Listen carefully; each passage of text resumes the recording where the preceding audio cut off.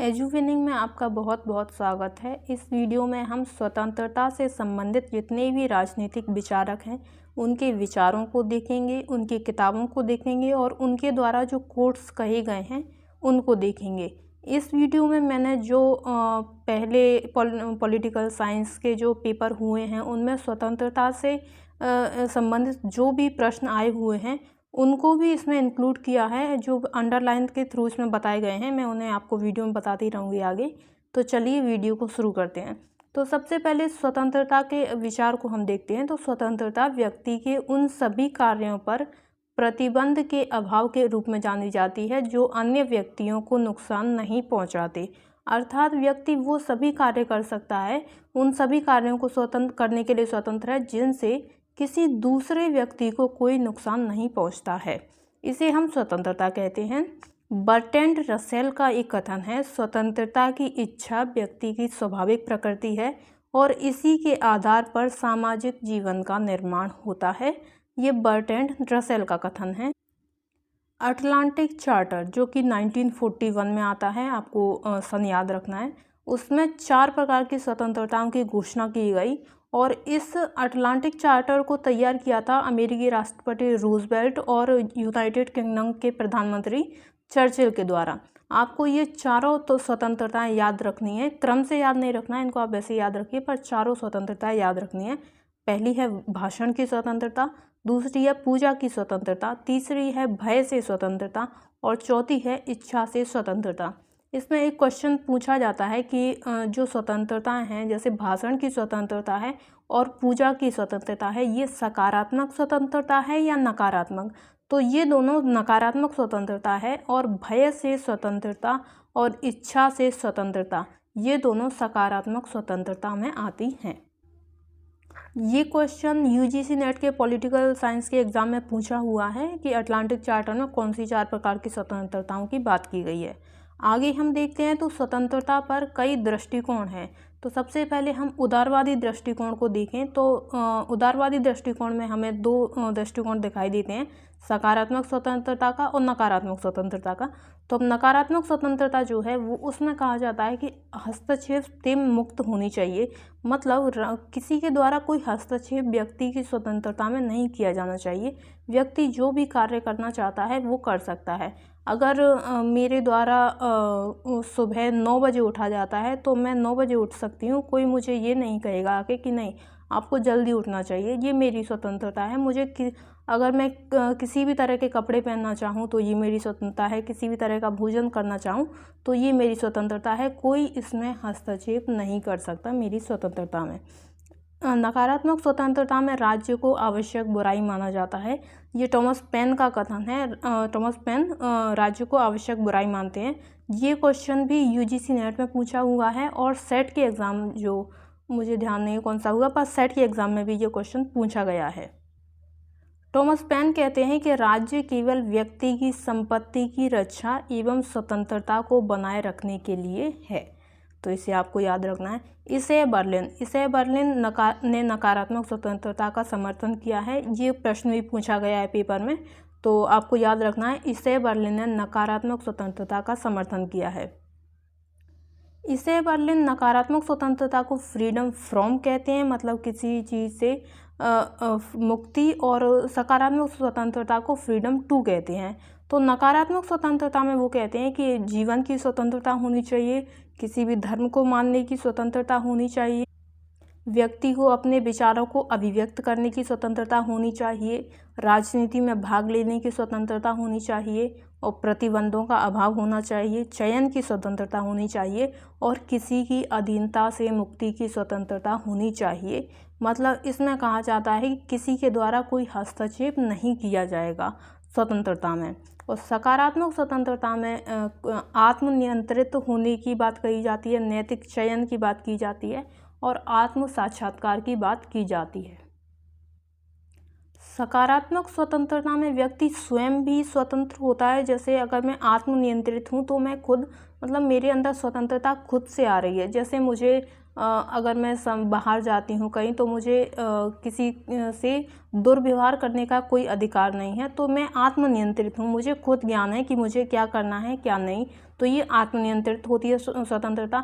और साथ ही राज्य द्वारा भी मुझे बताया जाता है कि आपको ये चीज़ें नहीं करनी है, जैसे आप आज के समाज में किसी का मर्डर नहीं कर सकते, तो ये राज्य द्वारा आपको बताया गया है और आप स्वयं भी आत्मनियंत्रित होते हैं। तो ये सारी स्वतंत्रताएं सकारात्मक स्वतंत्रता में आती हैं।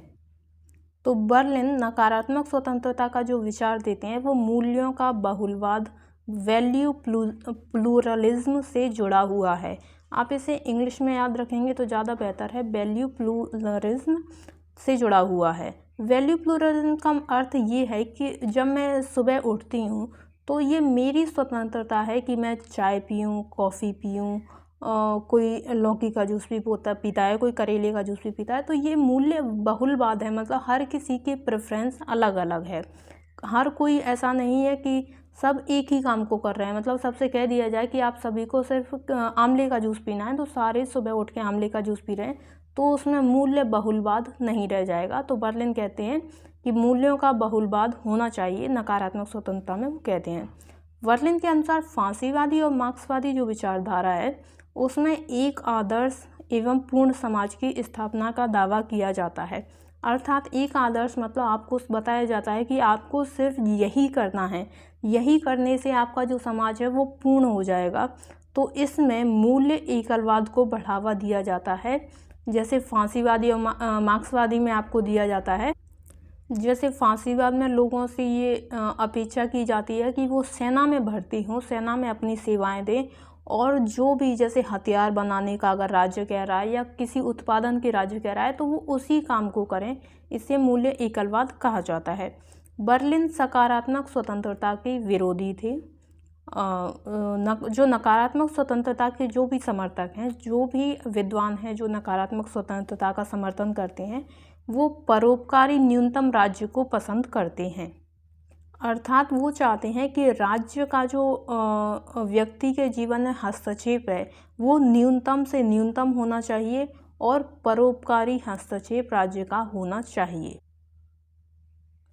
अब नकारात्मक स्वतंत्रता के जो समर्थक हैं उनको हम देखते हैं। तो पहले नाम आता है जॉन लॉक का, एडम स्मिथ। जो एडम स्मिथ वही है जो इकोनॉमिक्स से जुड़े हुए हैं, जिनकी बुक है वेल्थ ऑफ नेशन। नेक्स्ट है Jeremy Bentham, James Mill, Henry Sidgwick, Herbert Spencer और इशे बर्लिन। आपको इन समर्थकों के नाम बहुत याद रखने हैं, क्योंकि जब क्वेश्चन पूछे जाते हैं तो 4 ऑप्शन वो आपको देते हैं और पूछा जाता है कि कौन से नकारात्मक स्वतंत्रता से संबंधित हैं और कौन से विचारक सकारात्मक स्वतंत्रता से संबंधित हैं। कई बार ये पूछा गया है। जॉन लॉक और एडम स्मिथ में बहुत से लोग कंफ्यूज हो जाते हैं, तो ये आपको याद रखना है। और एक बात मैं कहूँ, जेम्स मिल में कंफ्यूज मत होइएगा, क्योंकि जेम्स मिल वो J.S. मिल नहीं है, जॉन स्टुअर्ट मिल नहीं है। जॉन स्टुअर्ट मिल के फादर हैं जेम्स मिल। तो जेम्स मिल नकारात्मक स्वतंत्रता के समर्थक थे और जॉन स्टुअर्ट मिल वो सकारात्मक स्वतंत्रता के समर्थक हैं। सकारात्मक स्वतंत्रता को देखें तो कुछ करने की स्वतंत्रता, ये पेपर में ये कोट पूछा गया है कि सकारात्मक स्वतंत्रता से क्या आशय है, तो कुछ करने की स्वतंत्रता होनी चाहिए व्यक्ति को। सकारात्मक स्वतंत्रता में राज्य द्वारा ऐसी भूमिका निभाने पर जोर दिया जाता है जिसमें व्यक्ति अपने व्यक्तित्व का पूर्ण विकास कर सके तथा अपनी नैतिक स्वतंत्रता का प्रयोग कर सके।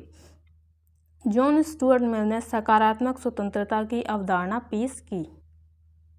T.H. ग्रीन पहले आधुनिक उदारवादियों में से एक हैं जिन्होंने स्वतंत्रता की सकारात्मक अवधारणा को माना। अगर प्रश्न आए कि स्वतंत्रता की अवधारणा को सकारात्मक अवधारणा को सबसे पहले किसने माना, तो T.H. ग्रीन ने माना।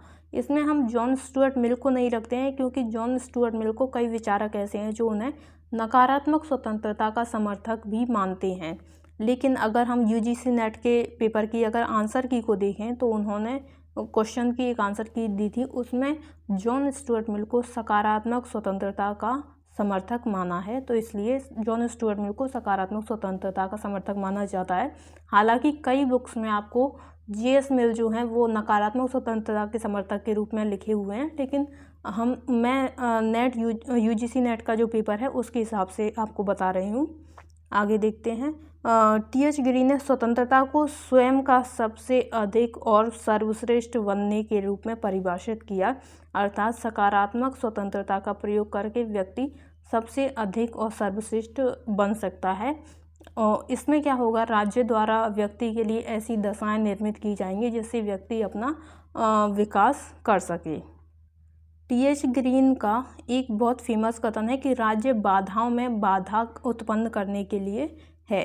अर्थात राज्य जो है व्यक्ति के जीवन में जितनी भी बाधाएं आ रही हैं जो कि उस व्यक्ति को सर्वश्रेष्ठ व्यक्ति बनने से रोक रही हैं, उन सभी बाधाओं को दूर करने का कार्य राज्य करेगा। जैसे अगर हमारे जीवन में कोई भी समस्या है तो उसको दूर करने का कार्य राज्य करेगा। जैसे बेरोजगारों को नौकरी देने का कार्य राज्य करेगा, गरीब हैं उनके लिए भोजन की व्यवस्था राज्य करता है। जैसे जो अभी निम्नतम मूल्य पर आपको भोजन उपलब्ध कराया जाता है या अनाज उपलब्ध कराया जाता है, तो वो सब की व्यवस्था राज्य करता है। इसलिए टी.एच. ग्रीन कहते हैं कि राज्य बाधाओं में बाधा उत्पन्न करने के लिए उत्पन्न हुआ है।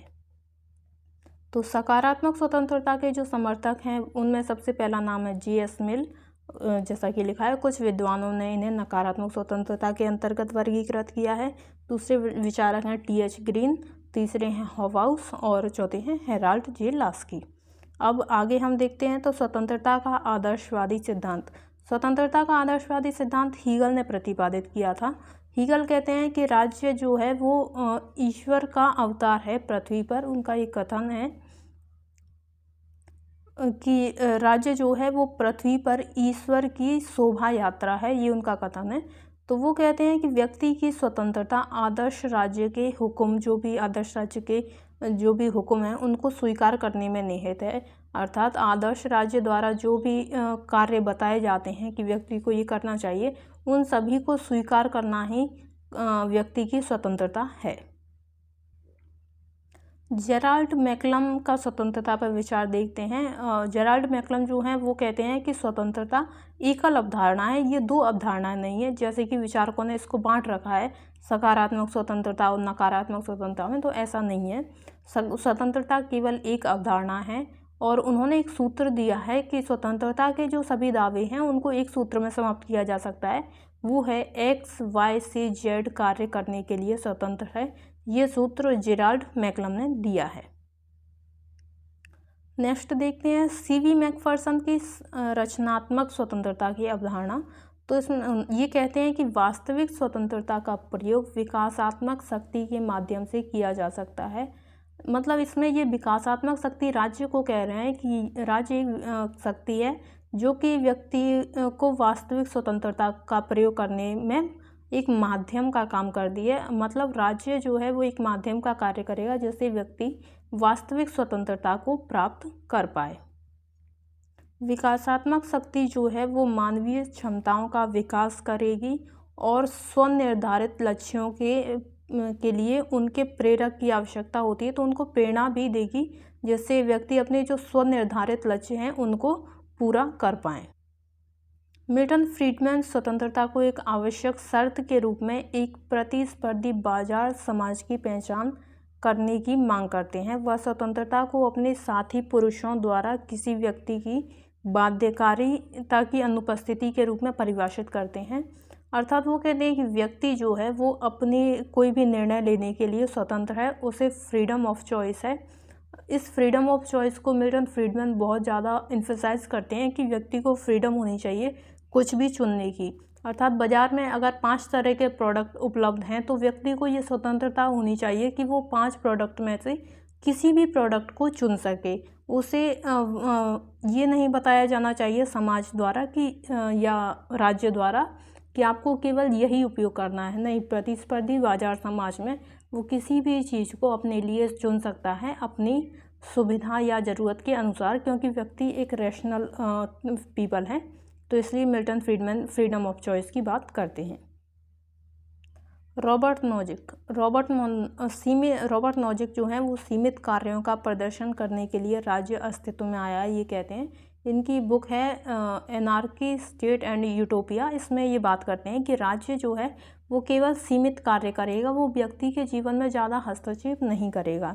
धन और शक्ति की सभी असमानताएं व्यक्तिगत प्रयासों में अंतर पर आधारित हैं। अर्थात रॉबर्ट नॉजिक कहते हैं कि जो धन व्यक्तियों के पास है वो कुछ के पास ज़्यादा है, कुछ के पास कम है, और शक्ति भी कुछ के पास ज़्यादा है, कुछ के पास कम है। तो वो इस वजह से है कि उन्होंने जो प्रयास किए उसी प्रयासों के अनुसार उनके पास धन है।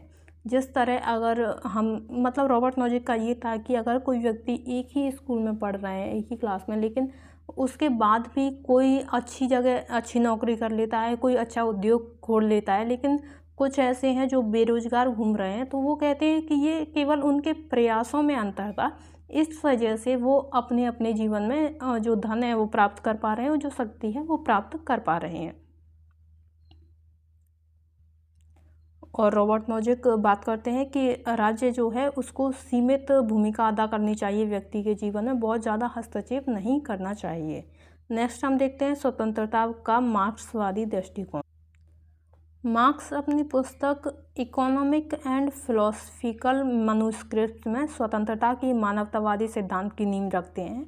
मार्क्स के लिए स्वतंत्रता का अर्थ समग्रता को प्राप्त करने की क्षमता है, जिसमें वो बात करते हैं कि मानव संपत्ति, आकांक्षाओं की संतुष्टि और उत्पादन की प्रक्रिया का तर्क संगत नियंत्रण होना चाहिए।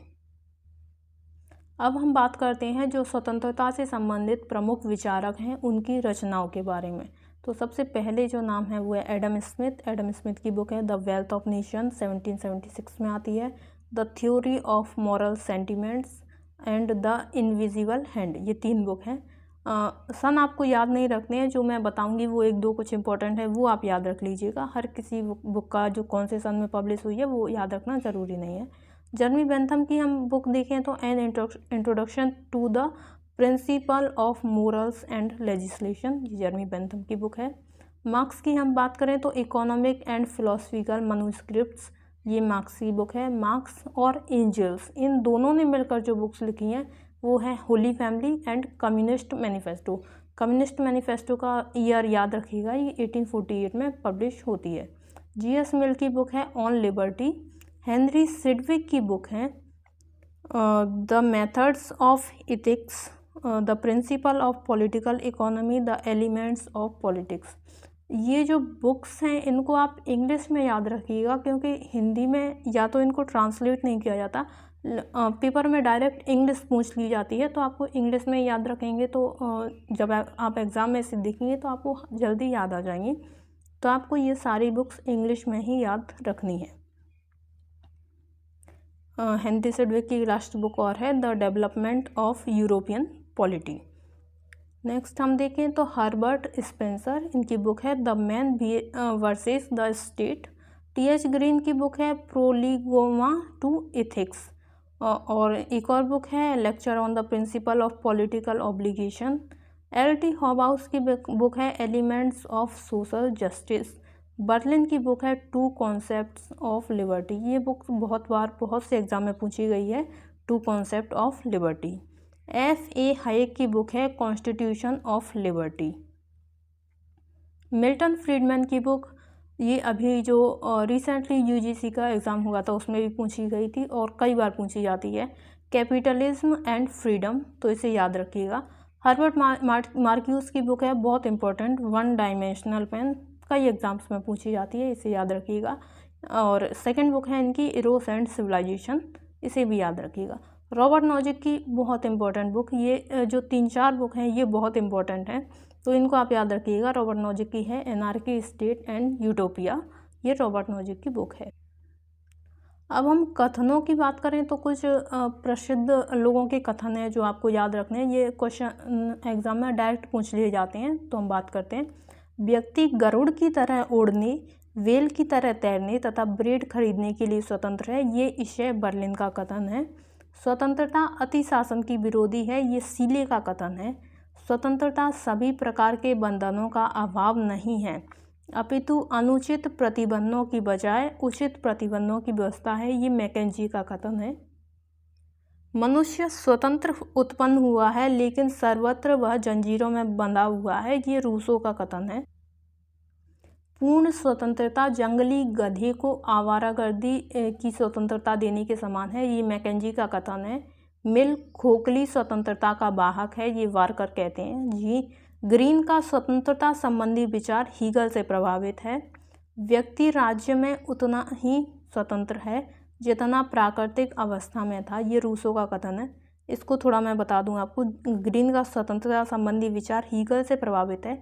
हीगल जो है वो आदर्शवादी स्वतंत्रता की बात करता है, और ग्रीन भी है वो कहता है कि व्यक्ति को नैतिक रूप से स्वतंत्र करना चाहिए।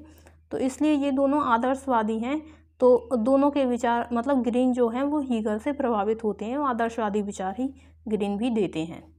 आगे हम देखते हैं, ईश्वर ने जब हमें जीवन प्रदान किया तभी स्वतंत्रता प्रदान की, ये जेफरसन का कथन है। राजनीतिक स्वतंत्रता प्रजातंत्र का दूसरा नाम है, ये ब्लैक स्टोन का कथन है। इसमें मैंने स्वतंत्रता के जितने भी कॉन्सेप्ट्स हैं, जो भी ज़रूरी चीज़ें हैं वो आपको कवर करवा दी हैं।